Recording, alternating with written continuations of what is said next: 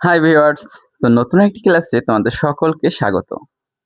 আমরা ক্লাস 8 এর অনুশীলনী 2.1 এর যে অঙ্কগুলো ছিল, আমরা সেই অঙ্কগুলো সমাধান করতেছিলাম। তো গত ক্লাসে আমরা 5 পর্যন্ত সমাধান করছি। এখন হচ্ছে আমরা 6 দাগের যে অঙ্কটি আছে আমরা সেই অঙ্কটি সমাধান করব। তাহলে চলো ভিডিওটি শুরু করা যাক। দেখো 6 নম্বর অঙ্কটি কি আছে যে বার্ষিক শতকরা মুনাফা কত হলে 13,000 টাকা 5 বছরের মুনাফা আসলে 18,850 টাকা হবে। তো এইটা আমরা কিভাবে সমাধান করতে পারি? বা এইটা দেখলে মনে হয় অনেক জটিল, কিন্তু আসলে কিন্তু জটিল না। এটা অনেক সহজ। তুমি কি করবা? অঙ্কটা করার আগে অঙ্কটা ভালো করে পড়বা। পড়ার পরে বোঝার চেষ্টা করবা এখান থেকে তোমাকে কি বলছি বা তুমি কি করতে পারো। যদি তুমি এই জিনিসগুলো ধরতে পারো তাহলে দেখবে কি অঙ্ক যেরকম অঙ্ক আসুক না কেন তুমি সমাধান করে দিয়ে আসতে পারবা।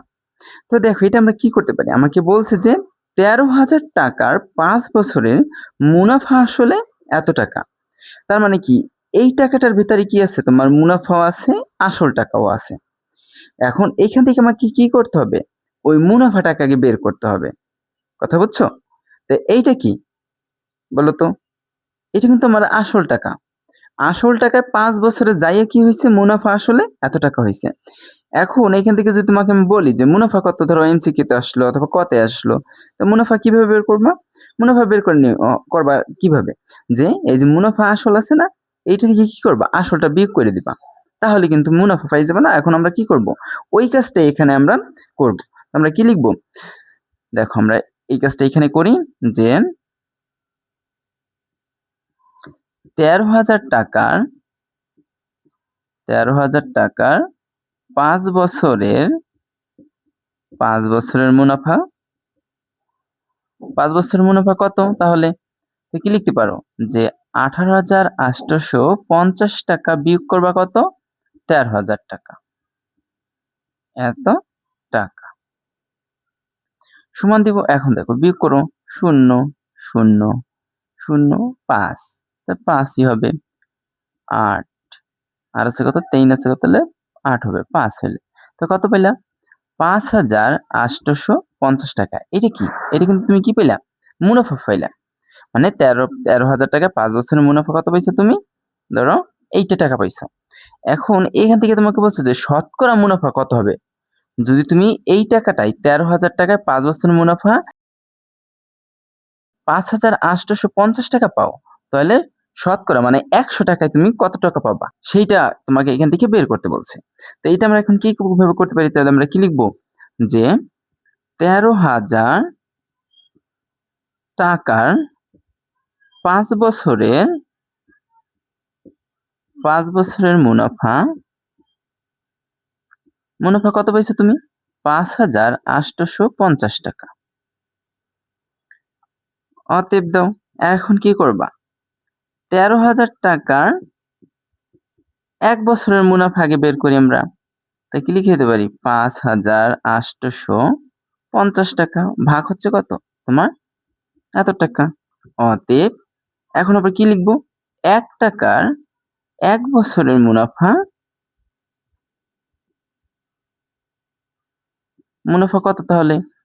তাহলে কত হবে? 5,850। এখন দেখো যদি 13,000 টাকা মুনাফা হয় এত টাকা, তো 1 টাকা কি কম হবে না বেশি হবে? কম হবে।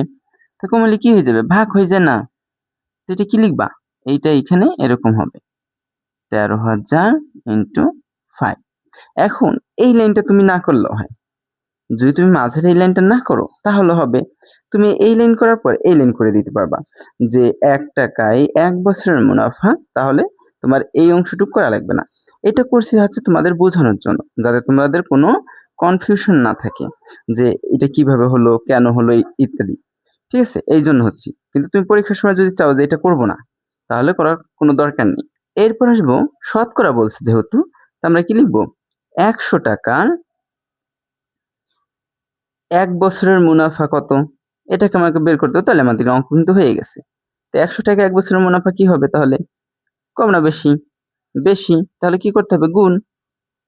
তাই 100 টাকা দাও। উপরে গুণ হবে, নিচে 13,000, এখানে একটা শূন্য হবে। গুণ হচ্ছে 5। এত টাকা। এখন কাটাকাটি করো। কাটাকাটি করলে কি হয় দেখো। এই ২ শূন্য এইখান থেকে ২ শূন্য কেটে দাও। এই একটা শূন্য আছে, এই শূন্য কেটে দাও। এখন থাকলো কি ৳৫৮৫ থাকে। আর নিচে আছে ১৩ আর আছে ৫। তো এখন কাটাকাটি কিভাবে করতে পারি আমরা? দেখো এটা কিন্তু ৫ দিয়ে যায়। কারণ কি লাস্টেও ৫ আছে। ঠিক আছে? আমরা কিন্তু এইটা তোমার হচ্ছে 6 এ কিন্তু এই অঙ্ক আছে। যে ১ম অধ্যায়ের দিকে আমরা এই অঙ্ক কিভাবে কাটাকাটি করতে পারি, ৫ দ্বারা বিভাজ্য কিনা। ৫ দ্বারা বিভাজ্য হলে কিন্তু এটা কিন্তু তার মানে কি এটা ৫ দ্বারা বিভাজ্য। তো ৫৮৫ কে তুমি ৫ দ্বারা ভাগ করবা। মানে কাটবা। ভাগ মানে তো কাটাকাটি। তো কত হয়? ১ বার আসে ৮, আবারও ১ বার যায়। তো আসে ৩ আর এখান থেকে ৫। তো ৫ ৭ ৩৫। তো কত পেলাম? ১১৭। তো কত হবে? ১১৭ দিয়ে কাটো। আর এই ১৩ দিয়ে এটাকে কত যায়? এখন আবার কত দিয়ে কাটলাম? ১৩ দিয়ে কাটতে হবে। তো কত থাকে? ৯। ৩ নং ২৭, ৯ কে ৯ আর ২ হচ্ছে ১১, ১১৭। তার মানে পেলাম কত? ৯ টাকা। তো আমরা কত পাবো? ৯ টাকা। অতএব শতকরা মুনাফা কত? তো আমরা লিখব অতএব শতকরা